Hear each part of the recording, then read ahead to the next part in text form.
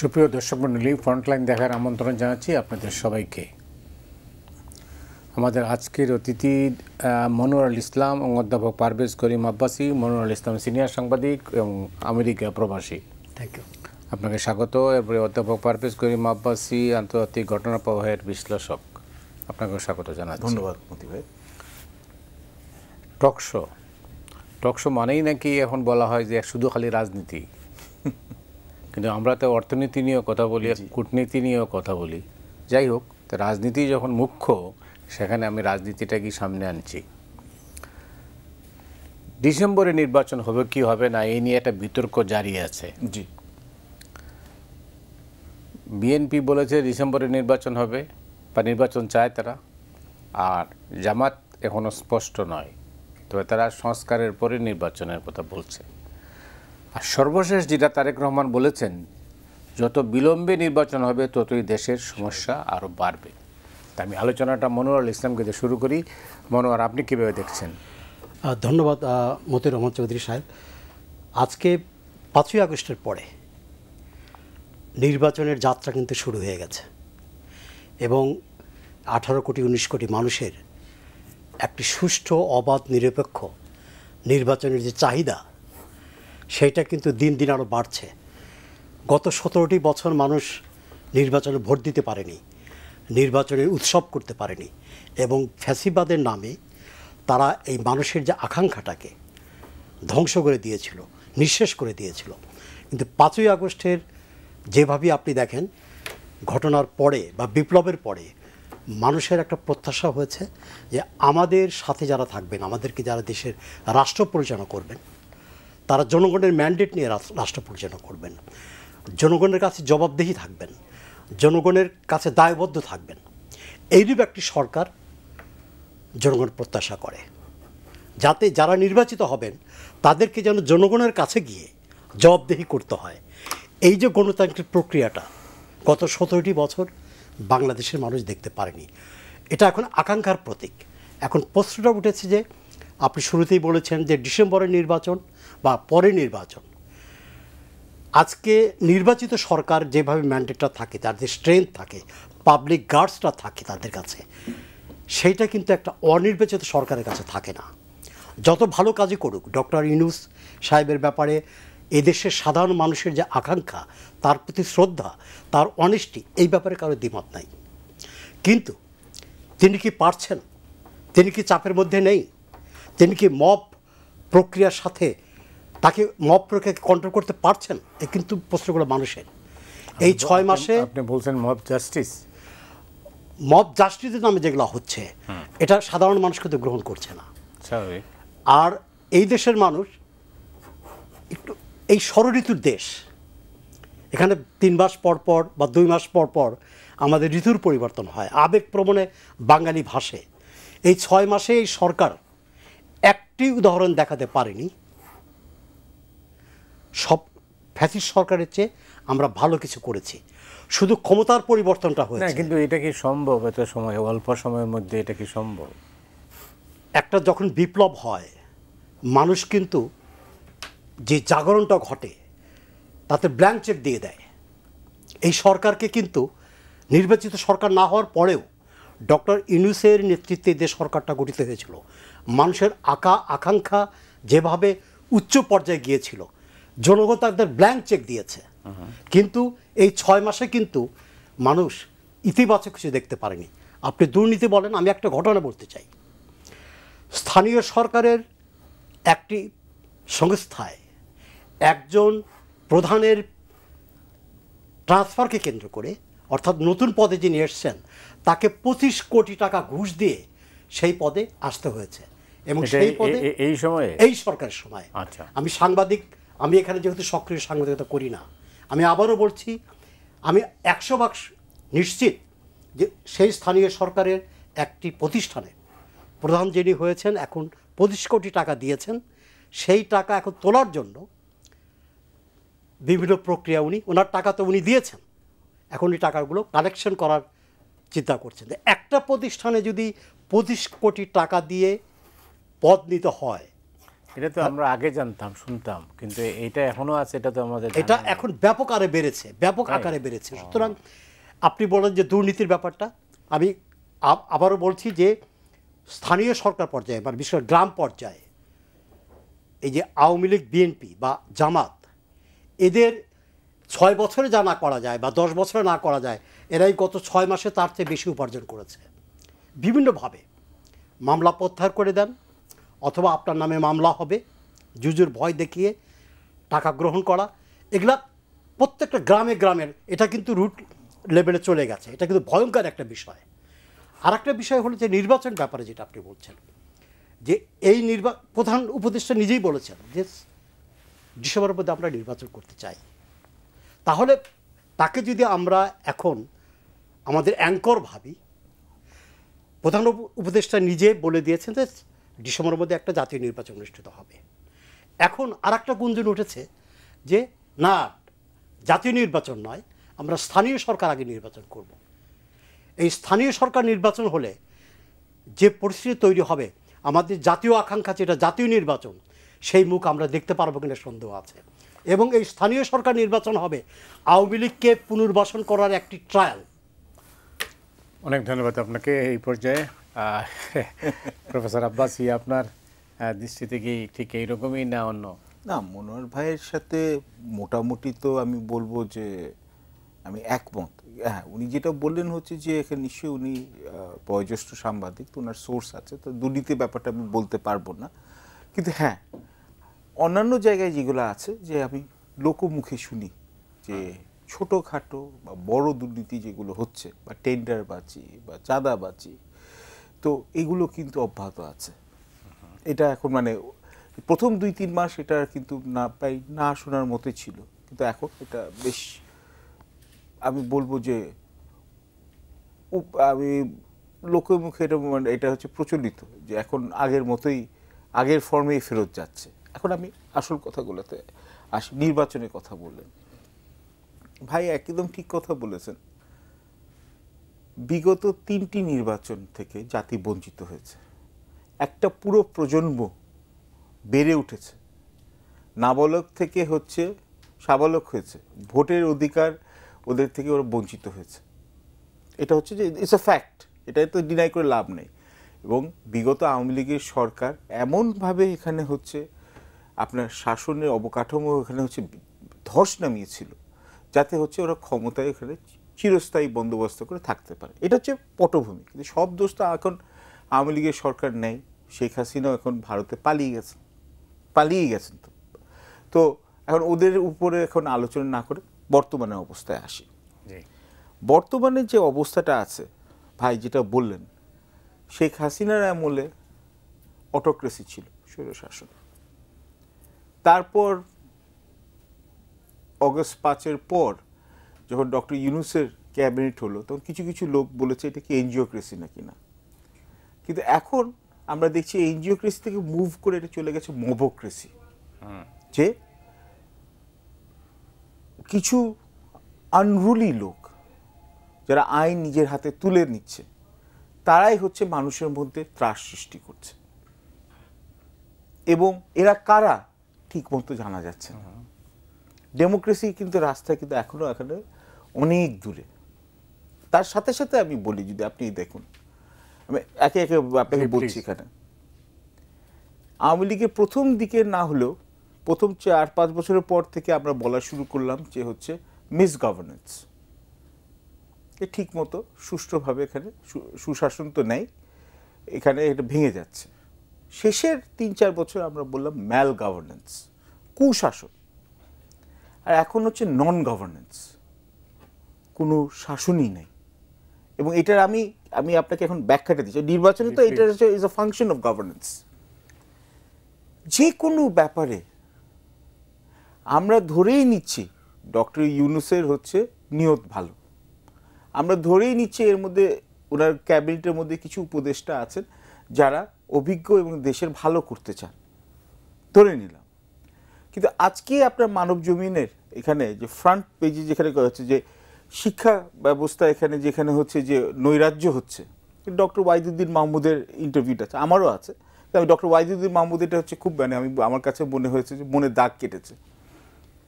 ওনাকে তো নতুন করে বাংলাদেশে কাউকে পরিচিত করার দরকার নেই। বিখ্যাত অর্থনীতিবিদ, প্রবীণ শিক্ষাবিদ, ওনার মতো মানুষ যখন দায়িত্ব পান শিক্ষা মন্ত্রণালয়ে, উনি যখন বলেন যে আমি তো ভয়ে আছি, আমরা তো ভয়ে আছি কখন কে কোন দাবি নিয়ে উঠে বসে, তার মানেটা কি? উনি যেটা বলছেন হচ্ছে ওনার চরম হতাশা এখানে ব্যক্ত করছেন। এখন একটা সরকারে এখানে একটা যোগ্য মানুষ যখন একটা মন্ত্রণালয় পান, কিন্তু উনি 24 ঘন্টা চাপে থাকেন।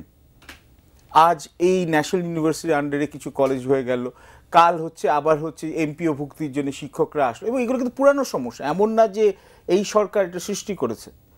আওয়ামী লীগের আমলেই, শেখ হাসিনার আমলেই হচ্ছে সেই সমস্যাগুলো জট খোলা যায় না, এবং মানুষের আশা আকাঙ্ক্ষা ছিল যে এগুলো আশু সমাধান হবে। ওই সরকারের প্রথম দিকে বলেছিল, এই অন্তর্বর্তীকালীন সরকার বলেছিল যে আমরা হচ্ছে কম্প্রিহেন্সিভ রিফর্ম করব, আমরা স্ট্রাকচারাল ট্রান্সফরমেশন করব, অবকাঠামোগত পরিবর্তন, মানুষের আশা এবং আকাঙ্ক্ষা বাড়িয়ে তুলেছে, ন্যায়সঙ্গত এবং অন্যায় আশা আকাঙ্ক্ষা। এবং তারপর যখন দেখেছে যত্রতত্র সরকারের উপর যখন হচ্ছে চাপ দিলেই দাবি আদায় করতে পারে, সরকারের দুর্বলতা কিন্তু বিভিন্ন গোষ্ঠী কিন্তু এখানে টের পেয়েছে। এর সাথে সাথে বহুবার বলেছি, বলে যাব, কেন এটাই সত্য যে আইন শৃঙ্খলা অবস্থা মোটেও তো উন্নতি হয়নি, অবনতি হয়েছে। সর্বশেষ অবস্থা আপনি জানেন বুঝে মেট্রো রেলে তারা কিন্তু মানে আমি এখানে আসছি, অটো আপনার হচ্ছে মিটারওয়ালা, আপনি ব্যাটারি রিক্সা আছে, তারা আন্দোলন করলেন, অনুমতি পেয়ে গেলেন। তারপর সিএনজি এখানে যারা আছেন ড্রাইভার ভাইরা, ওনারা আন্দোলন করলেন, একদিনের মধ্যে পথ পরিবর্তন হয়ে গেল। এবং এখন হচ্ছে যে শুক্রবারে হচ্ছে মেট্রো রেল এখানে হবে, এবং তারাও বলছে হচ্ছে যে আমাদের হচ্ছে যে কম্প্রিহেন্সিভ এখানে হচ্ছে রুলস অফ এনগেজমেন্ট বা এখানে হচ্ছে এটা দরকার আছে। এবং ওদেরকে বলেছিল যে হচ্ছে এটা 60 দিনের মধ্যে, মানে 2 মাসের মধ্যে হয়ে যাবে, 6 মাস হয়ে গেছে, কোনো এটা সুরাহা হয় নাই। এখন দেখেন, প্রত্যেকটা যদি ক্রিটিক্যাল ইনফ্রাস্ট্রাকচার যদি এইভাবে থেমে যায়, চিটাগংয়ে বোধহয় আমি আজকে বোধহয় আরেকটা পেপারে পড়লাম, বোধহয় চিটাগংয়ে এখানে হচ্ছে বিশ্ববিদ্যালয় এখানে হচ্ছে অবরোধ হচ্ছে, এখানে একদল এখানে ছাত্ররা করছে যে এখানে হচ্ছে যে ওদের 2 গ্রুপের মধ্যে সমস্যা হচ্ছে, সড়ক অবরোধ করবে। সড়ক অবরোধ করা একটা হবি হয়ে গেছে, মানুষের ভোগান্তি বাড়ে। আজকেও এখানে আগে করতো রাজনৈতিক দলগুলো, এখন যার যেটা সমস্যা হচ্ছে, আজ যদি আমি বলি আপনাকে, আমি এখানে ঠাট্টা করেই বলছি, কিন্তু জিনিসটা আমি ছোট করছি না, আমার যদি আমার বউয়ের সাথে ঝগড়াঝাটি হয়, তাহলে আমি এখন সড়ক অবরোধে নেমে যাই। মানে এখন হচ্ছে যে সড়ক অবরোধে যাবে, এখন তো কোনো অ্যাকাউন্টেবিলিটি নেই। আমি যেমনভাবে পারি কিছু মিডিয়ার লোককে নিয়ে আসবো, এখানে আওয়াজ করব, আমি এখানে গাড়ি ঘোড়া বন্ধ করে দিব। চাপ সরকারে, এত দুর্বলতা কেন? এবং আপনি যদি তার সাথে সাথে নির্বাচন তো অনেক পরের কথা, আপনি এখানে আসেন ভাই, আপনি এখানে বলেন আমাদের যে ভারতের সাথে বৈরিতার সম্পর্ক আছে, যথার্থ কারণ আছে, কিন্তু ভারত প্রথম থেকে এখানে আজান দিয়ে বলছে, ঘোষণা দিচ্ছে যে ওরা নির্বাচিত সরকার ছাড়া ওরা লং টার্ম কোনো ইস্যু আলাপ করবে না। আমাদের যে এখানে আমাদের ফরেন অ্যাডভাইজার তহিদ সাহেব যখন দেখা করলেন জয়শঙ্করের সাথে, ইন্ডিয়া যে মিনিস্টার অফ এক্সটার্নাল অ্যাফেয়ার্স, মধ্যে কথা তো উনি বলেই দিলেন, কথার মাঝখানে কথা বলে দিলেন যে আমরা we will engage with an elected government. কারণ নির্বাচিত সরকারের উপর ওরা চাপ দিচ্ছে। এবং তার সাথে সাথে যদি আমি আপনাকে এখানে বলি, বিএনপি তো এখানে হচ্ছে ওরা এটা অনেকটা ওদের বেশ কনসিস্টেন্ট, যে ওরা ইলেকশনটা যত তাড়াতাড়ি হয় তত ভালো। কিন্তু আমরা এখানে কি দেখছি, এবং আমি আপনার যে পরের বার যখন এটা আপনি আসবেন, যে সরকারের মধ্যে এটা কিংস পার্টি এটা ফর্ম করার জন্য বা কাউকে হচ্ছে ব্যান করার জন্য, এইটার দিকে হচ্ছে দেখছি হচ্ছে সরকারের মধ্যে এখানে মানুষের মনে এখানে একটা ওপিনিয়ন চলে আসে, সরকার ওই দিকে বোধহয় ফোকাস বেশি, instead of creating a level playing field. Manirul Islam, আজকের পরিস্থিতিটা কেন তৈরি হলো? আমি যেভাবে দেখছি যে প্রধান কারণটা হলো সরকারের দোদুল্যমানতা। আমি আবারও বলছি যে এই সরকার একক এবং শতভাগ বিপ্লবোত্তর ম্যান্ডেট নিয়ে সরকার ক্ষমতায় এসেছেন।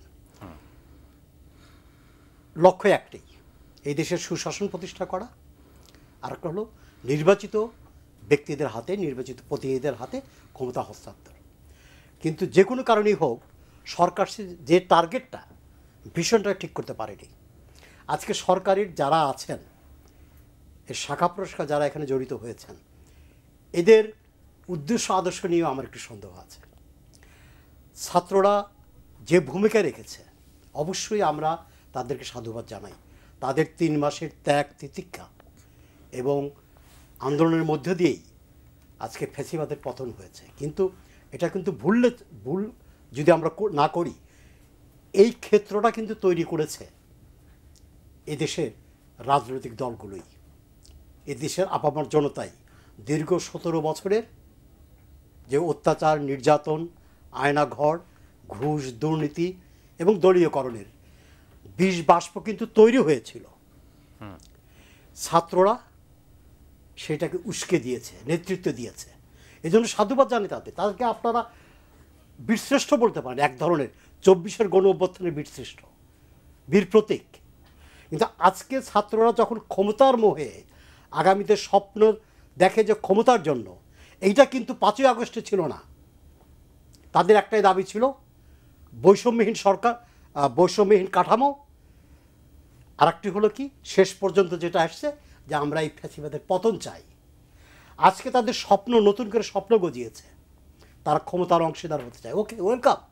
ডেমোক্রেসিতে কাউকে যদি দল গঠন করে ক্ষমতায় যেতে চায় কোনো আপত্তি নাই, কিন্তু সেটা সরকারে থেকে কেন? আপনারা যারা সমন্বয়ক সরকারে আছেন, তার সরকার রিজাইন করতে সাধুবাদ জানাই, এটা আমি সাধুবাদ জানাতে চাচ্ছি। ওকে, মাঠে আসেন। জনগণ যদি আপনাদের গ্রহণ করে, আপনারা অবশ্যই জনপ্রতিনিধি হয়ে আসবেন, কিন্তু কারো বিটিম হয়ে, রাজনৈতিক বিটিম হয়ে আপনারা যেন মাঠে না আসেন। এবং এখানে একটা সবচেয়ে বিষয় হলো যে সরকারের ভিতরে 2টা ধারা বিরাজ করছে। একটি ধারা চাচ্ছেন যত দ্রুত সম্ভব একটা নির্বাচন হোক, নির্বাচিত সরকারের হাতে ক্ষমতা দেওয়া হোক। আরেকটি চাচ্ছেন না, আমরা তো এখন রেডি না, সংস্কার। যে সংস্কার কিন্তু আজকে আপনি বসেই দেওয়ার বিষয় না, একটি ধারাবাহিক প্রক্রিয়া।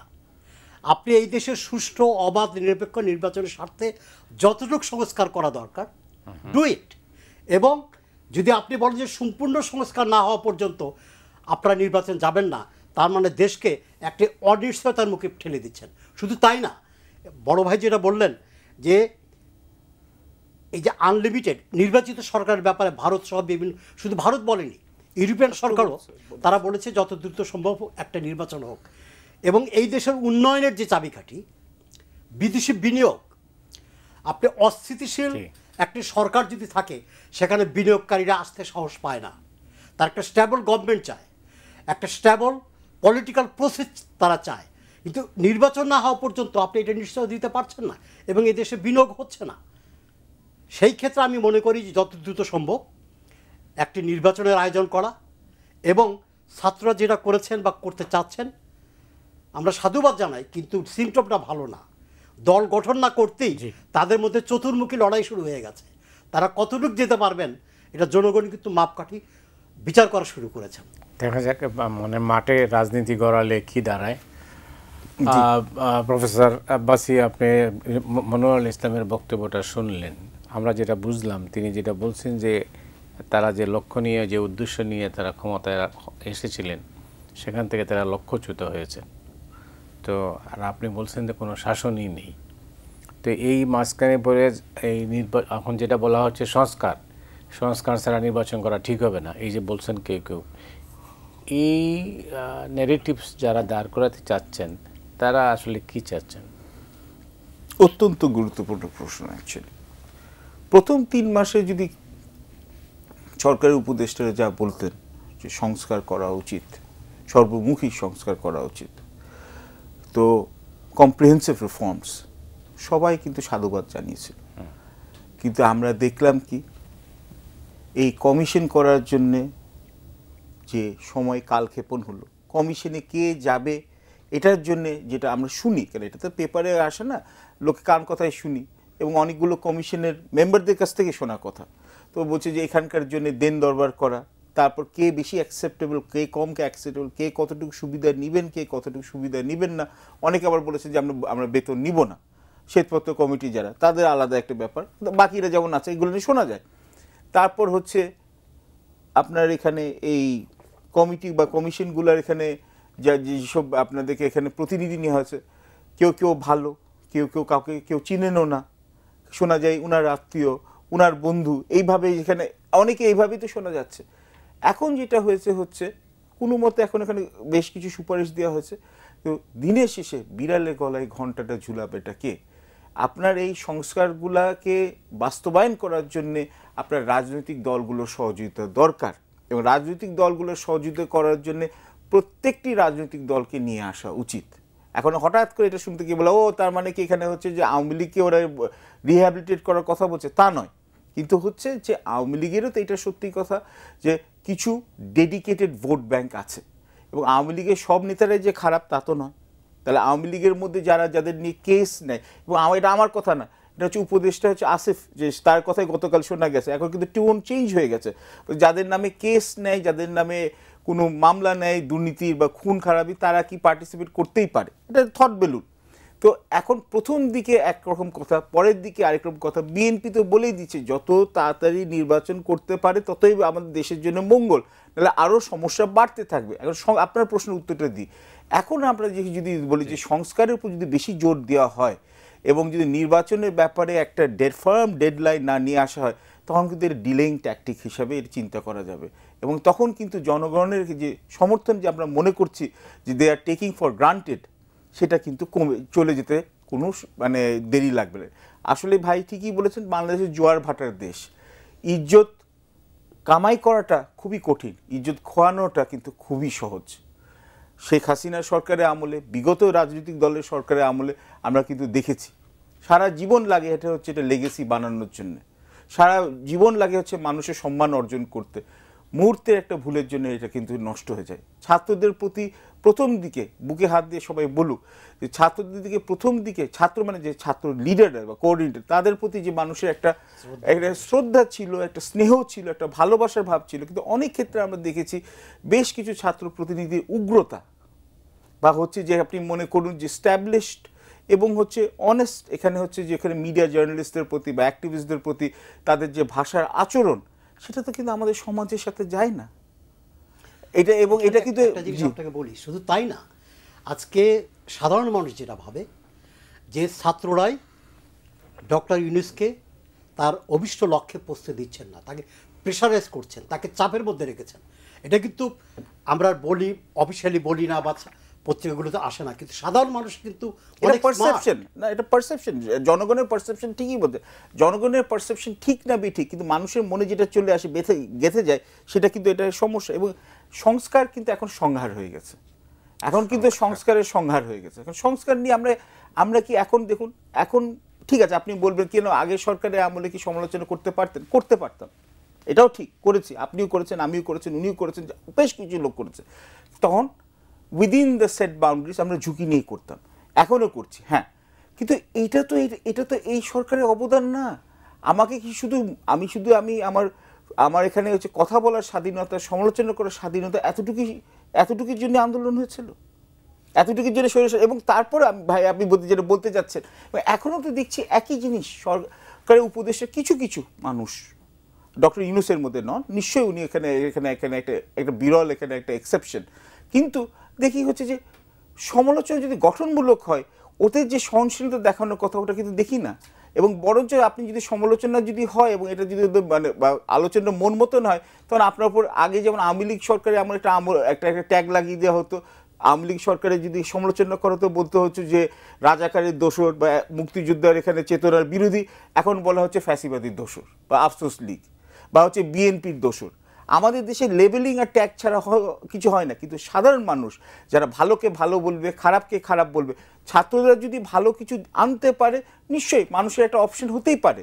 কিন্তু আপনি ক্ষমতায় বসে আর্টিফিশিয়াল একটা প্রসেসে বিদেশি কিছু দাতা দ্বারা সাপোর্টেড হয়ে একটা সোশ্যাল এক্সপেরিমেন্ট করবেন ও মানুষের উপর চাপিয়ে দেবেন, বাংলাদেশের ইতিহাস কিন্তু বহুবার দেখিয়েছে যে ওই এক্সপেরিমেন্ট কিন্তু এটা সুফল নিয়ে আসে নাই।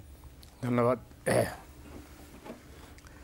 তাইলে আমরা কি মানে হতাশার মধ্যেই ডুবে থাকবো না নতুন কিছু পাবো?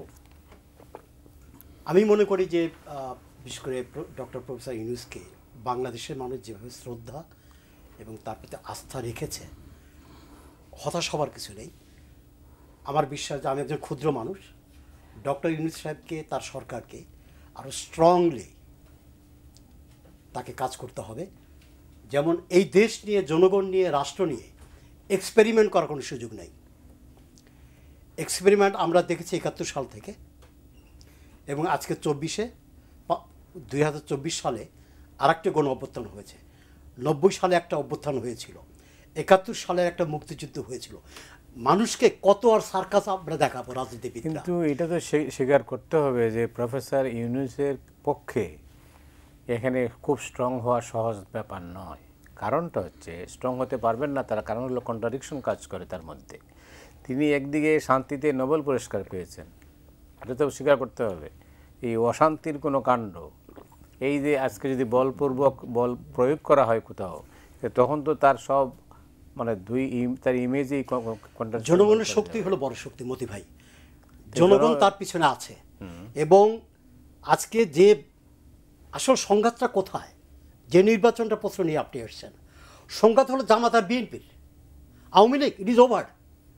এবং বাংলাদেশের মানুষ মনে করে, এবং আওয়ামী লীগেরও মনে করে, সহসাই তাদের স্বপ্নের ক্ষমতায় আসার স্বপ্ন কখনো বাস্তবায়িত হবে না। এবং বিশ্বের যদি আপনি ইতিহাস দেখেন, পতিত স্বৈরাচাররা সহসাই ক্ষমতায় এসছে পাল্টা কু করে, প্রতি বিপ্লব করে, এমন নজির নাই আর্মি ইন্টারভেনশন ছাড়া। আপনার ফিলিপিনের মার্কোস 36 বছর পর তার দল ক্ষমতায় এসছে, তাকে অনেক চড়াই উতরাই করতে হয়েছে। আপনি যদি ইন্দোনেশিয়া দেখেন, 28 বছর পরে তার মেয়ে এবং মেয়ের জামাতা ক্ষমতায় এসছে। সুতরাং ওয়ান ফাইন মর্নিং হুইসেল দিলেন আর আওয়ামী লীগ ক্ষমতায় আসলো তা না। সুতরাং আওয়ামী লীগের চ্যাপ্টার ক্লোজ। নাও কারা? বিএনপি আর জামাত, দুই বৃহৎ শক্তি। আপনারা কোথায় ছিলেন 17 বছর? একজন তো ব্যান্ড হয়ে গিয়েছিলেন, ঘরের ভিতর ঢুকে গিয়েছিলেন, আর আরেকজন আদালতে দৌড়াতে দৌড়াতে জুতা ক্ষয় হয়ে গেছে। আজকে যে সরকারের কারণে, যে বিপ্লবের কারণে আপনারা রাজনীতি ভোগ করছেন, জামাত তো হ্যাভেনে আছে। জামাতের নেতা কর্মীদের উচ্ছ্বাস এবং প্রত্যেকটা সেক্টরে তাদের যে লোক ঢুকানোর প্রক্রিয়া, আমি তো বিস্মিত হয়েছি।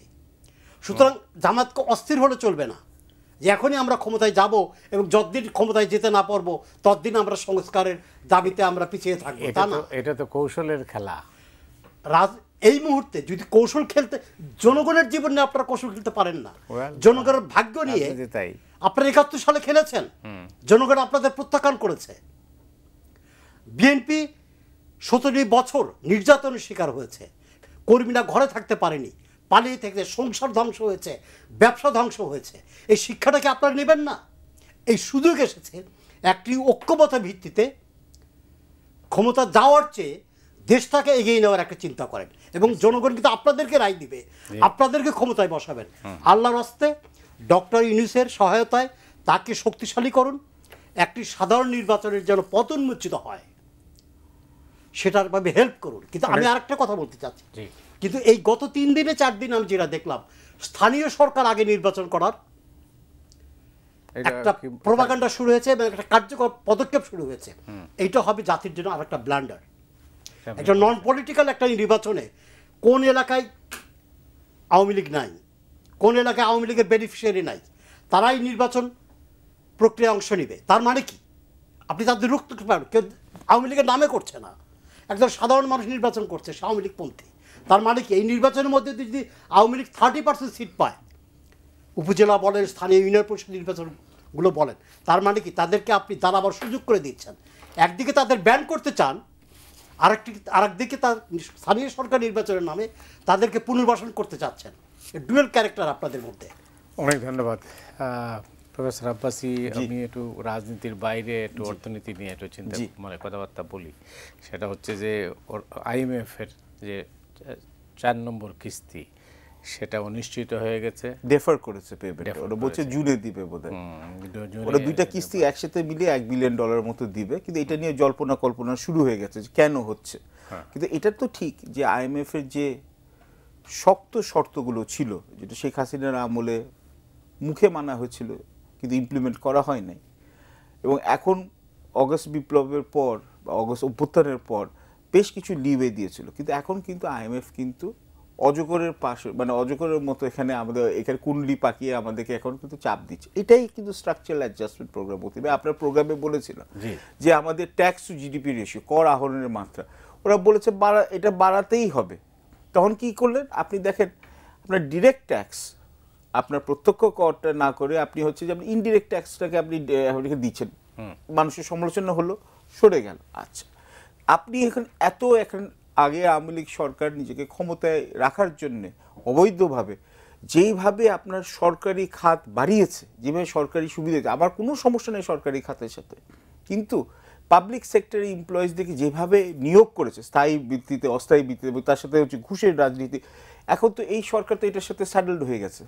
এখন সব জায়গায় যখন স্টেবিলাইজেশন করে, যখন আপনার কৃচ্ছতা সাধন করে, অর্থনৈতিক কৃচ্ছতা সাধন করে, তখন কিন্তু সবার আগে সরকারি খাতটাকে করে র্যাশনালাইজ করে, সুবিধাগুলো একটু কমায়, একটু এখানে সিঙ্ক্রোনাইজ করে, তাহলে হচ্ছে সাধারণ মানুষের সাথে এখানে হচ্ছে কষ্টটা এখানে ভাগ করা যায়। সরকারি খাতে কিন্তু আমি দেখছি হচ্ছে মহার্ঘ ভাতা দেওয়া হচ্ছে, যে মূল্যস্ফীতি এখানে ঠেকানোর জন্য এখানে, কিন্তু সরকারি খাতকে খুশি রাখা বা সরকারি কর্মচারীদের খুশি রাখার চেষ্টা করা হচ্ছে। নিশ্চয়ই করুক, কেন করবে না, ওরাও দেশের অংশ। সাধারণ মানুষের উপর হচ্ছে বার্ডেনটা বসে। ব্যবসায়ী সম্প্রদায়ের সাথে এই সরকারের হচ্ছে আসমান জমিনের সম্পর্ক, মানে ফারাকটা এখানে যদি আপনি বলেন, ওদের কনফিডেন্স এখনো উইন করতে পারে নাই। এখন বেশিরভাগ ব্যবসায়ীরা বিনিয়োগ করছেন না, কর্মসংস্থান কমে গেছে, এবং আমরা ওই 2R এর উপরেই বসে আছি, সেই রেমিটেন্স, সেই রেডিমেড গার্মেন্টস। এই 2R এর জন্যই কিন্তু আমাদের দেশে কিন্তু আল্লাহর রহমত, এবং সবচেয়ে বড় আর আল্লাহর রহমত এখানে চলছে। এখানে এটা নাহলে তো এখানে তার তেমন কিছু হচ্ছে না। বিদেশি বিনিয়োগ আসবে কি করে যখন আইন শৃঙ্খলার অবস্থা ভালো না হয়?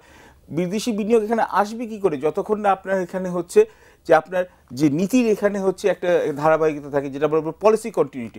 ডক্টর ইউনূসকে সবাই সম্মান করেন, কিন্তু এরা হচ্ছে যখন আপনি মিলিয়নস অফ ডলার্স আপনি যখন বিনিয়োগ করবেন, ডক্টর ইউনূস কেন, আমার চেহারা কেন, আপনার সবার চেহারা দেখে তো করবে না। এরা হচ্ছে যেখানে রিটার্ন চায়, আপনার অবকাঠামোতে যে দুর্বলতা, যে শেখ হাসিনার আমলে কিছুটা হয়তো সংশোধন করার চেষ্টা করা হচ্ছে, কিন্তু পরের দিকে তো লুট এবং দুর্নীতির দিকে চলে গেল। ওইটা আপনি কীভাবে সমাধান করবেন? বিদেশি রাষ্ট্রদূত আপনিও শুনেছেন, ওরা বহুবার গেছেন হচ্ছেন এখানে সংশ্লিষ্ট এখানে কর্মকর্তাদের সাথে বা যারা এখানে ইনচার্জের সাথে, তাদের সাথে সন্তোষজনক এখানে উত্তর পায় নাই। অনেক হচ্ছে এই দাতাদের এখানে হচ্ছে অনুদানে যে প্রজেক্টগুলো আছে আমি শুনছি বন্ধ হয়ে যাবে। USAID না হয় ঠিক আছে, বিশ্বব্যাপী হয়েছে, সুইসরা এখানে হচ্ছে কমিয়ে দিয়েছে। এখন শোনা যাচ্ছে আরও কয়েকটা ইউরোপিয়ান দেশ, ইউনিয়নের মেম্বারের দেশ সামনে হচ্ছে এইড কাট করবে, কেন ওরা বলছে ওরা যে ইমপ্লিমেন্টেশন করতে যাচ্ছে ওরা পদে পদে হ্যারাসমেন্ট ফেস করছে, নন কোঅপারেশন পাচ্ছে। সরকার এটার মনোযোগ দেওয়া উচিত আমাদের।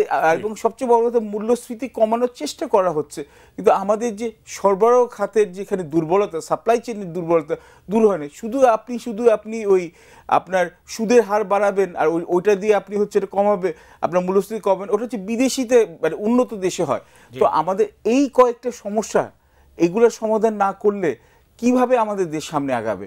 আর যতদিন নির্বাচন না হয়, যতদিন সংস্কার না হয়, ততদিন পর্যন্ত আমাদের দেশের লোকের অর্থনীতিতে ত্রিশঙ্কুর মতো ঝুলবে, এটা তো মেনে যাওয়া যায় না। অনেক ধন্যবাদ। হাতে সময় নিয়ে একটা বিরতি যেতে হবে। একটা যুক্তরাষ্ট্র একটা কোম্পানি এখানে জয়েন্ট বিজনেস করত, দেশের অর্থনৈতিক অবস্থা কোন দিকে আমি শুধু এটা বললে আপনি বুঝবেন। তারা গতকাল সেই যুক্তরাষ্ট্রের কোম্পানি $1 বিলিয়ন ইনভেস্ট করেছিল, তাদের পার্টনারদের বলেছে আমি $1 আমি আপনাদের কাছে আমাদের কোম্পানির শেয়ার বিক্রি করে দিয়ে গেলাম, আর যদি আপনারা এটা $1 না কেনেন তাহলে আমরা ব্যাংকরাপসি করবো, দেউলিয়া ঘোষণা করব। তার মানে অ্যালার্মিংটা কোথায়? একটা আমেরিকান কোম্পানি $1 বিলিয়ন ইনভেস্ট করার পরে তারা গুটিয়ে যাচ্ছে, এটা কিন্তু আমাদের অর্থনীতির জন্য শুভকর নয়। অ্যালার্মিং কিছু খবর মনোয়ার ইসলাম যেটা দিলেন, একটা বিদেশি কোম্পানি কিভাবে $1 বিক্রি করে দিয়ে, এটা যদি মানে সত্য হয় তাহলে তো আসলে মাথায় হাত পড়বে, মরার পর খাড়া ঘা। কারণ আমরা তাহলে কোথায় দাঁড়িয়ে আছি? আমরা মনে হয় যে বড় একটা বিপদের আগের পর্যায়ে আছি। আচ্ছা, মানে আমার এখনো আছে যে কত নম্বর সংকেতে আছি? 10 নম্বর সংকেত এখনো হয় নাই, কিন্তু মানে কোনো মানে সন্দেহ ছাড়া 6 নম্বর বিপদ সংকেত হয়ে গেছে। তো আমরা এটা রসিকতা করে বলছি, কিন্তু জিনিস যেগুলো নিয়ে আলাপ করা হচ্ছে সেটা মোটেও কিন্তু এখানে স্থূল না বা এখানে হাসি ঠাট্টার নয়। দেখুন 17 কোটি একটা দেশ বা 18 কোটি আপনি যেভাবে বলেন, মানুষের জীবন তো থেমে থাকে না, ইটস ডাইনামিক। এই সরকার যে সব কিছু ভালো করতে পারবে, বা আমার এক চাচাতো বোন আমাকে বলছিল যে 54 বছরের জঞ্জালকে একটা সরকার সাফ করতে পারে কয়েক 6 মাস। আমি বলছি একদম না, আমি আমার বোনের সাথে একদম একমত, আমার বড় বোন, ওনার সাথে আমি একমত। কিন্তু আমার কথা হচ্ছে, কে ওনাদেরকে অন্তর্বর্তীকালীন সরকারকে বলেছিল যে 54 বছরে সব জঞ্জাল সাফ করব বলে এইভাবে মানুষের প্রত্যাশাটা বাড়িয়ে রাখা? এটা হচ্ছে প্রথম। এক। দুই, আপনি যখন এখানে একটা আপনার এখানে দেশে গণতন্ত্র আনতে চাচ্ছেন, গণতন্ত্রের ছাত্ররা ভালো কাজ করেছে, ওরা স্নেহের দাবিদার, ওরা হচ্ছে ওদের স্বীকৃতির দাবিদার, কিন্তু এখন যখন আপনি ছাত্রদের দিয়ে বা ছাত্র নেতাদের দিয়ে, প্রাক্তন ছাত্রদের যে রাজনৈতিক দল করছেন, তাহলে ওই রাজনৈতিক দলের সাথে যে আপনার ওইটার এজেন্ডা পুশ করার জন্য দেখা যাচ্ছে যে সরকারের থেকে এক ধরনের একটা মৌন সম্মতি আছে, তখন কিন্তু আপনার সরকারের কাছে বা আপনি সরকারের উপদেষ্টাদের কাছে একটা লেভেল প্লেয়িং ফিল্ডের ব্যাপারে আসার ব্যাপারে কিন্তু আপনার ওই এক্সপেকটেশনটা আপনার কিন্তু কমে যাচ্ছে। আপনার কিন্তু এখানে যে ক্রেডিবিলিটিটা কিন্তু মানুষের মনে এখানে মানুষ সন্দিহান হয়ে উঠছে। যত দিন যাবে এবং যত নির্বাচনের ব্যাপারে আপনি যদি এখানে ট্যাঞ্জিবল আপনি স্টেপস না নেন, তাহলে কিন্তু বিএনপির সাথে দূরত্ব বাড়তে থাকবে। এবং জামাতও কিন্তু একটা রাজনৈতিক দল, আপনি কিন্তু এটা ভুললে হবে না। জামাতও কিন্তু এগেন যদি দেখে হচ্ছে জনগণের যদি এখানে সংস্কারের নামে যতই ওরা সরকারকে সমর্থন করুক, কিন্তু ওরা কিন্তু একটা পলিটিক্যাল সিস্টেমের মতো ইন্টিগ্রেটেড। দিনের শেষে নির্বাচন ওদের জন্য কিন্তু ওরা টেস্ট করবে এখানে। এবং আওয়ামী লীগ কি আদৌ আসতে পারবে এক ফর্মে নাকি না, বা অন্যান্য দলগুলো আসবে নাকি না, এটা সময় বলে দিবে। কিন্তু সরকার যে বাকি কাজগুলো যেটা করার ছিল সেগুলো তো করতে পারছে না। শেখ হাসিনাকে ভারত থেকে এক্সট্রাডিশন করার ব্যাপারে কতদূর আমাদের এখানে সফল হয়েছে? হয়নি তো। বা আমাদের যে কালো টাকাগুলো এখান থেকে সব পাচার হয়ে গেছে, ধরুন $240 বিলিয়ন না, আমি কমিয়ে বললাম তর্কের খাতিরে $120 বিলিয়ন, একটা টাকাও কি ফেরত আসে 6 মাসে? এখন শুনছি বিদেশি ফার্মগুলোকে নিয়োগ করা হবে এইগুলো টাকাকে ফেরত আনার জন্য, এবং এগুলো কিন্তু দীর্ঘ প্রক্রিয়া। সিঙ্গাপুর থেকে প্রাক্তন মালয়েশিয়া নাজিবের এখানে যে চুরি যে এখানে করেছিল দুর্নীতি, সিঙ্গাপুর মালয়েশিয়া লিটারালি হচ্ছে যে এত ক্লোজলি ইন্টিগ্রেটেড, তো এখান থেকে ওটা করতে 10 বছর লেগেছিল। তো মানুষের মনে আপনি এখানে মানে অবাস্তব কথাবার্তা তাহলে বলবেন না। আপনি যেটা বলছেন যে ব্যবসায়ীদের সঙ্গে সরকারের দূরত্ব এত বেশি, তাই যদি চলতে থাকে তাহলে আপনি অর্থনীতির সুফল কিভাবে পাবেন? পাওয়ার কথা তো সম্ভাবনা নেই। আপনি এখন আমরা বলছি এখানে সব জায়গায় আজকে পেপারে দেখবেন যে বলছে যে রেমিটেন্স এবং এক্সপোর্টের প্রবৃদ্ধির হার বেড়েছে, কিন্তু এর মধ্যে ভিতরকার খবরগুলো কিন্তু আছে, ওগুলো কিন্তু হেডলাইনে দেওয়া নাই। যেমন হচ্ছে যে আপনি দেখুন হচ্ছে যে আপনার কেন বেড়েছে, আপনার বলছি যে আপনার আমদানিও বেড়েছে, তার মানে হচ্ছে আস্তে আস্তে তাহলে দেশের অবস্থা একটু চাঙ্গা হচ্ছে, তাহলে তো আলহামদুলিল্লাহ আমরাই খুশি হব, কারণ আমরাই লাভবান হব। কিন্তু এলসি কেন বেড়েছে, বা আপনি যে ইম্পোর্ট আমদানি করেছে কেন না? সামনে হচ্ছে ডিসেম্বরে সবচেয়ে বেশি হচ্ছে আমাদের আমদানি বেড়েছে। কেন বেড়েছে? কেননা হচ্ছে সামনে হচ্ছে রোজার মাস, রোজার মাসের জন্য এটা মুখ্য রেখে হচ্ছে আমাদের হচ্ছে আমদানিটা হচ্ছে খাদ্যদ্রব্য করেছে। কিন্তু ক্যাপিটাল মেশিনারি, কলকারখানার যে যন্ত্রপাতি, ওটার হচ্ছে যে আমদানি, ওটা যে আমদানি করা, ওটা থেকে বোঝা যায় হচ্ছে দেশের এখানে হচ্ছে যে আপনার উৎপাদন করার ক্ষমতা কতটুকু বেড়েছে। কেন আমরা তো manufacturing country, export driven country, তো এখানে হচ্ছে আরএমজি এক্সপোর্টের উপরে, কিন্তু ওটার ওখানে দেশে 33% কমে গেছে আমদানি। তো আপনার কিন্তু এবং সামনে কিন্তু আপনার তেল, গ্যাস, পানি সবগুলোর বিল কিন্তু IMF এর চুক্তি অনুযায়ী সরকারকে বাড়াতে হবে। কিন্তু এখন তো এই সরকার তো এখানে যে অস্ট্রিটি বা কিছুটা সাধন করতে চাইছে, ওটা তো এখানে যে কোনো সময় একটা গোষ্ঠী যদি একটু প্রতিবাদ করে তাহলে সরকার এখানে পিছিয়ে যাচ্ছে। ঠিক। তো তাহলে এইরকম একটা দুর্বল যদি এখানে মানুষের মধ্যে যদি মনে করে যে অভ্যন্তরীণ সরকার হচ্ছে দুর্বল, তাহলে তো ওদের ওই নির্বাচনটা ওরা কিভাবে ইনশিওর করবে এবং ফ্রি অ্যান্ড ফেয়ার ইলেকশন কিভাবে ইনশিওর করবে? এটা তো একটা প্রশ্ন মানুষের মনে জাগতেই পারে। অনেক ধন্যবাদ আপনাকে মনোয়ার। আপনি যেটা অর্থনীতির একটা চালচিত্র আমরা বুঝতে পারলাম যে কী অবস্থা হচ্ছে, এর থেকে বিশেষ করে আন্তঃরাষ্ট্রীয় সম্পর্কের ক্ষেত্রেও কিন্তু আমরা এখন এই মুহূর্তে বিশেষ করে ঢাকা দিল্লি সম্পর্কে একটা বেশ বড় ধরনের টানাপোড়েন চলছে। তো এখান থেকে আমরা মানে কোনো দিকেই কিন্তু আমরা সব জায়গায় আটকে আছি আর কি। একটি অস্থিতিশীল সরকার, মানে আপনি স্টেবল সরকার না, এটা একটা উদ্দেশ্য মোটিভ নিয়ে একটা প্রেক্ষিতের কারণে এই সরকার গঠিত হয়েছে এবং পরিচালিত হচ্ছে। ভারতের ব্যাপারটা হলো যে ভারতের ইন্টারেস্টটা এই দেশের ব্যাপারে অনেক বেশি, বিশেষ করে সাউথ এশিয়ান কান্ট্রিগুলোর মধ্যে তাদের সবচেয়ে বড় বাজার তারা এই বাজারটা হলো মানে নষ্ট হয়েছে বা তাদের হাতছাড়া হয়ে গেছে। সেই কারণে তাদের যে ডিপ্লোমেসি বলেন, অর্থনৈতিক বাণিজ্য বলেন, সব ক্ষেত্রেই তারা একটা অসহযোগিতার হাত প্রসারিত করবে, এটাই স্বাভাবিক। এটা আমরা আশা করতে পারি না যে ওয়ান ফাইন মর্নিং ভারতের সাথে আমাদের বন্ধুত্বর সৃষ্টি হয়ে যাবে। এবং শেখ হাসিনাকে তাকে আশ্রয় দিয়েছে তাদের ইন্টারেস্টে, এবং শেখ হাসিনা নিজেই বলেছেন যে আমি ভারতকে যা দিয়েছি সারা জীবন তারা মনে রাখবে, এখন সেটা মনে রাখছে, এটা প্রমাণিত। তো দালাই লামাকে আপনারা চেনেন যে দালাই লামা ভারতে দীর্ঘদিন আশ্রয় ছিলেন, আজকে শেখ হাসিনা দীর্ঘদিন আশ্রয় থাকতে পারেন, এটা আমাদের কোনো বিষয় না। তবে ভারতের ইন্টারেস্টেই বাংলাদেশের সাথে তাদের সুসম্পর্ক বজায় রাখতে হবে। তাদের জনগণও খুব, আজকে কলকাতায় যান, সেখানে হাহাকার করছে। কলকাতার ব্যবসায়ীদের যে রেস্টুরেন্ট, হোটেলগুলো আজকে জনমানব শূন্য, ডাক্তাররা টেবিল নিয়ে বসে আছেন, বাংলাদেশি কোনো রোগী পাচ্ছেন না। এটা কি তাদের পলিটিক্সে বা কলকাতার রাজনীতিতে বলে না, তাদের কেন্দ্রীয় সরকার রাজনীতিতে প্রভাব ফেলছে না? ভারতকে সহযোগিতার হাত বাড়াতে হবে, কিন্তু কাদের কাছে? আজকে যে একটা অচল অবস্থা তৈরি হয়েছে, সেইটাকে আমি আবারও বলছি, উত্তরণের বিষয় হলো যে জনগণের ম্যান্ডেটধারী একটি প্রতিনিধিত্বশীল সরকার। এটা যেন তেন না, সেই 2014 সালের ইলেকশন না, 2008 সালের ইলেকশন না, একটা অবাধ, নিরপেক্ষ, সুষ্ঠু নির্বাচনের মধ্যে দিয়ে নির্বাচনের প্রতিনিধিদের হাতে ক্ষমতা থাকলে তারা ভারতের সাথে সুসম্পর্কই বলেন, যতটুকু দরকার আমাদের প্রতিবেশী রাষ্ট্র হিসাবে যতটুকু আমাদের সম্পর্ক করা দরকার আমরা করবো। এবং শুধু পাশাপাশি তাই না, একটা নির্বাচিত সরকার আসলে তারা অনেকগুলো ওপেনিংস খুঁজে বের করার চেষ্টা করবে।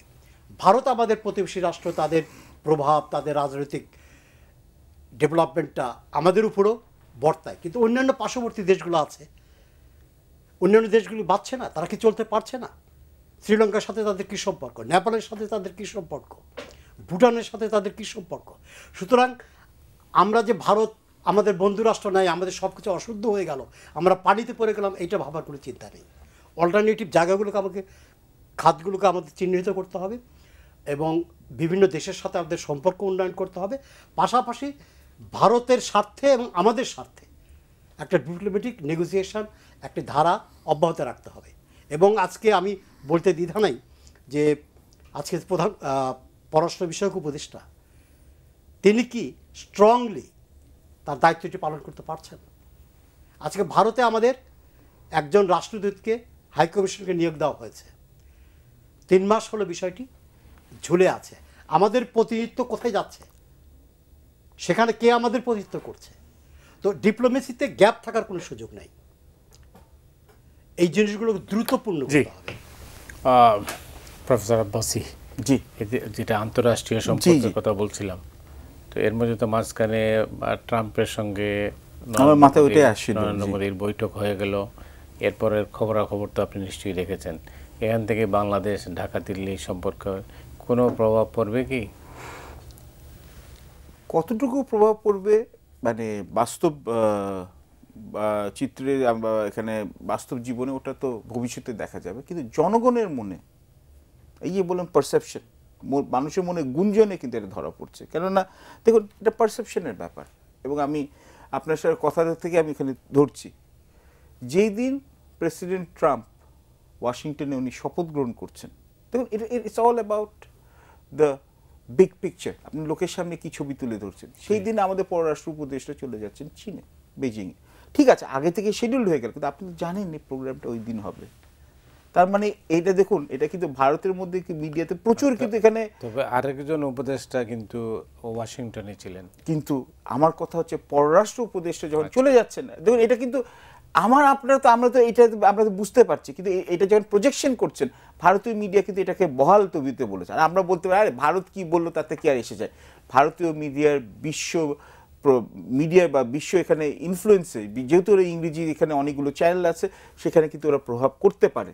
ইন্ডিয়ান লবি খুবই স্ট্রং যুক্তরাষ্ট্রে, যুক্তরাজ্যে, ইউরোপের বেশ কিছু ক্ষমতাশীল দেশে, এবং এখন তো অনেকগুলো ইন্ডিয়ান এখানে আছে, বা ইন্ডিয়ার প্রতি যারা সফট, তুলসী গ্যাবার্ড বা যারা এখানে আছে। এখন এদের কথা আপনি বাদ দেন, ডোনাল্ড ট্রাম্প এখানে কি বললেন ওখানে যখন করলেন, প্রথমেই উনি হচ্ছে সুচারুভাবে উনি বলে দিলেন না আমাদের কিন্তু কোনো সংস্থা নেই ছিল না, ইনভলভ ছিল না হচ্ছে যে এই আওয়ামী লীগের হচ্ছে বিগত সরকারকে এখানে উৎখাত করার সময়। এটাই উনি ইন্ডিয়া করলেন। তারপর বললেন যে আর বাকি যে কথাগুলো আছে সেটা হচ্ছে আমার বন্ধু প্রধানমন্ত্রী মোদি করবে, সে এবং তার দেশ হচ্ছে কয়েকশো বছর ধরে বাংলাদেশের সাথে ডিল করছে। ডোনাল্ড ট্রাম্প এইরকমই কথাবার্তা বলেন। কিন্তু এখন যেটা মনে করা হচ্ছে যে, এবং প্রাইম মিনিস্টার নরেন্দ্র মোদিও কিন্তু ওখানে গেছিলেন হচ্ছে এই ডোনাল্ড ট্রাম্পকে তুষ্ট করার জন্য, যে ওখানে হচ্ছে ট্যারিফ রিডাকশন ইত্যাদি ইত্যাদি অনেকগুলো এখানে করেছে, যাতে হচ্ছে ভারতীয় পণ্যের উপর এখানে শুরু করে। ভারতও ভয়ে আছে যুক্তরাষ্ট্রের সাথে বাংলাদেশের একটা সম্পর্ক থাকবে, কিন্তু this will be more security driven Indo Pacific strategy. চায়নাকে কন্টেইন করার জন্য আমরা কি কি পদক্ষেপ নিচ্ছি, চায়নার কোনো বিনিয়োগ কি হচ্ছে, যে যুক্তরাষ্ট্রের সার্বিক যেখানে নিরাপত্তার যে প্ল্যানটা আছে, বলয় আছে, ওটার প্রতি কি ঝুঁকি সম্মুখীন নাকি না, এইসব জিনিসে আমাদের এখন ফোকাস করতে হবে। কারণ দেখুন যুক্তরাষ্ট্র ইজ দ্য সুপার পাওয়ার, এটা বলে লাভ নেই। এবং ওখানে ওদের যে কি পলিসি করা হবে 4 বছর পর বা 8 বছর পর, এটা সারা বিশ্বে প্রভাব করবে। এবং এই সাথে সাথে যদি আমি সেটা একটু ছোট করে বলতে পারি, ভারতের সাথে ন্যায়সঙ্গতভাবে আমাদের অনেকগুলো হচ্ছে গ্রিভান্সেস আছে। বিগত সরকারকে যখন অবৈধভাবে ক্ষমতায় ছিল ভারতের উচ্ছ্বাস ছিল, তো সেই তো চীনেরও তো উচ্ছ্বাস ছিল। তো ভারতের উপর উষ্মা চীনের উপর নেই কেন? মানে এগুলো হচ্ছে প্রশ্ন। এবং ভারতের সাথে নিশ্চয়ই আমরা আমাদের এখানে হচ্ছে জেনুইন যে এখানে কনসেন্স, আমরা 1 ইঞ্চি ভয় না পেয়ে আমরা ওদের সাথে আমরা এটা ডিসকাস করব, আমরা সাথে এনগেজ করব। এবং সবসময় যে আমাদের মাথা জানু করতে হবে তা না, কিন্তু হ্যাঁ এটাও বুঝতে হবে ভারতের যেগুলো জেনুইন সিকিউরিটি কনসার্নস, ঠিক যেমন আমাদের জেনুইন সিকিউরিটি কনসার্নস আছে ওদের, যেমন নর্থ ইস্টে, সেগুলোর ব্যাপারে কিন্তু আমরা বিশ্ব দরবারে অন্তত আমরা প্রজেক্ট করা উচিত যে আমরা একটা রেসপন্সিবল নেইবার। আপনি দেখুন, আপনাকে দেখুন সারা বিশ্বে কিন্তু এখন ভারত হচ্ছে ইম্পর্টেন্ট। আমার কাছে ভালো লাগুক না লাগুক, আপনার কাছে লাগুক না লাগুক, এটাই সত্যি কথা। এবং যুক্তরাষ্ট্রের পলিসি একবার হট হবে, একবার কোল্ড হবে। আমি কিন্তু আপনার একটা প্রোগ্রামে বলেছিলাম 5-6 মাস আগে, তখন মানুষ অনেক হাসি ঠাট্টা করেছিল আওয়ামী লীগ আমলে, যে যুক্তরাষ্ট্রে কিন্তু একটা ট্র্যাক রেকর্ড আছে যে মানুষকে গাছে তো এখানে মই দিয়ে গাছে উঠিয়ে নিয়ে হচ্ছে মইটা সরিয়ে নেওয়া। দেখুন আগের সরকারের ছিল, আমরা কিন্তু এখানে কমন পারসেপশন আছে ডক্টর ইউনূসের এখানে বেশি সম্পৃক্ততা ছিল হচ্ছে ডেমোক্রেটসদের সাথে। সত্য হতে পারে, মিথ্যা হতে পারে, এটাই হচ্ছে মানুষের মধ্যে আছে। এবং এইখানে হচ্ছে রিপাবলিকানদের মধ্যে ওনার ওই ট্র্যাকশনটা নেই, যেটা সুযোগ ভারতীয়রা নিচ্ছে। আমাদের তো অ্যাক্রস দ্য ডিভাইড আমাদের এনগেজ করা উচিত। আমার ভারতের সাথে এনগেজ করা উচিত, চীনের সাথে এনগেজ করা উচিত, যুক্তরাষ্ট্রের সাথে করা উচিত, মধ্যপ্রাচ্যের দেশের সাথে করা উচিত, এবং দক্ষিণ এশিয়ার বাকি সব দেশগুলোর সাথে আমাদের জাতীয় স্বার্থে করা উচিত। কিন্তু আমার এমন কিছু করা উচিত না যেখানে হচ্ছে যুক্তরাষ্ট্র, যেখানে আমাদের বড় বাজার, সবচেয়ে বড় বাজার, রপ্তানি বাজার, এবং আমাদের এখানে নাম্বার 1 সুপার পাওয়ার, তাদেরকে পুরোপুরি চটিয়ে এমন কোনো কাজ আমাদের মধ্যে করা উচিত না। সো এইটা কিন্তু আমাদের মাথায় এটা রাখতে হবে। এবং সঙ্গে সঙ্গে আমাদের যুক্তরাষ্ট্রের যে প্রভাব, যে আমি শুধু একটা কথা বলি, যে multilateral institutions like world bank, IMF ইত্যাদি ইত্যাদি, যুক্তরাষ্ট্র যতই উইথড্র করুক কিন্তু ওরা কিন্তু ওদের স্বার্থটা আদায় করে নিবে। তো আমাদের এনগেজটা করতে হবে ওদের সাথে। অনেক ধন্যবাদ। 1 মিনিট আছে, 1 মিনিটও নয়, 30 সেকেন্ড। যুক্তরাষ্ট্রের বিষয়ে যেটা বললেন, যুক্তরাষ্ট্রের ফরেন পলিসি কিন্তু আমাদের দেশের মতো হস্টাইল না সবসময়। তাদের একটা এস্টাবলিশ কাঠামো আছে, সরকার যায় সরকার আসে, যে পলিসির বেসিক যে পলিসি ন্যাশনাল সিকিউরিটি পলিসি না। এবং যেটা এই ট্রাম্পের এই বক্তব্যের, এই মোদি এবং ট্রাম্পের বক্তব্য প্রশ্নের মধ্যে থেকে এটা ক্লিয়ার হয়ে গেছে। এবং তাদের যে প্রশাসনটা একটা কাঠামোতে চলে, আর সরকার প্রধান যিনি হয় তার কিছু রাজনৈতিক এজেন্ডা থাকে, যেমন ইমিগ্রেশনের ব্যাপারে একটা রাজনৈতিক এজেন্ডা ছিল। সুতরাং আমাদের শঙ্কিত হওয়ার কোনো কারণ নেই। আর আরেকটা ব্যাপার যেটা আপনি বলতে চাচ্ছেন, যে বলেছেন যে ডক্টর ইউনূসের সাথে ডেমোক্র্যাটদের সম্পর্কটা ভালো ছিল। আসলে যুক্তরাষ্ট্রের যে ইন্টেলেকচুয়াল গ্রুপটা এবং যে রাষ্ট্র ক্ষমতার সহায়ক যে শক্তিগুলো থাকে, এগুলোর সাথে ডক্টর ইউনূসের আমি ব্যক্তিগত জানি সম্পর্ক অনেক ভালো। সেটা who Republican who Democrat doesn't matter, ওটা তো ঠিক আছে। সুতরাং আমি মনে করি না যে ডক্টর ইউনূস এখানে সরকার প্রধান আছেন আর ওখানে ট্রাম্প এসছেন বাংলাদেশের সাথে অহিনুকূল সম্পর্ক তৈরি হয়ে যাবে, তা না। সেই ক্ষেত্রে আমি মনে করি যে ডক্টর ইউনূসের যে সুনাম গ্রহণযোগ্যতা ওয়েস্টার্ন মিডিয়াতে আছে, সেটাকে কাজে লাগিয়ে বরঞ্চ যুক্তরাষ্ট্রের সাথে সম্পর্ক আরও উন্নয়ন করতে পারে। But up to a point, because এখানে কিন্তু দেখুন, আমি আপনার সাথে, আমি বিনয়ের সাথে আমি একটা জায়গায় শুধু ডিফার করব। বাংলাদেশ থেকে যুক্তরাষ্ট্র, বাংলাদেশ থেকে ভারত কান্ট্রি ওয়াইজ হতে হবে, কারণ ডক্টর ইউনূস তো আজীবন থাকবেন না। এবং এই দিনের শেষে আমরা কিন্তু আমাদের স্ট্রেংথগুলো মাঝে মধ্যে আন্ডার এস্টিমেট করি, উইকনেসগুলো মাথায় আনি না। আমাদের কাজ হচ্ছে ঠিক যেমন আগে ভারত হচ্ছে যে একটা গোষ্ঠীর সাথে ওরা এনগেজ করতো, একটা পরিবারের সাথে এনগেজ করতো, এটা যাতে কান্ট্রি টু কান্ট্রি হয় এবং এটা এর দিকে আমাদের চিন্তা করতে হবে। ডেমোক্রেটিক প্রসেসটা যদি স্ট্রং করতে হয়, হবে আমাকে। সরকার যদি নির্বাচিত হয় এবং আই জনগণের এগ্রি উইথ ইউ, নির্বাচিত হয়, I agree with you. Washington welcome করার জন্য রেডি হয়ে থাকে। জি, মনোয়ার ইসলাম, আপনাকে অনেক ধন্যবাদ। প্রফেসর আব্বাসী, আপনাকেও ধন্যবাদ। দর্শক মণ্ডলী, আজ এখানে বিদায় নিচ্ছি, আগামীকাল আবার দেখা হবে।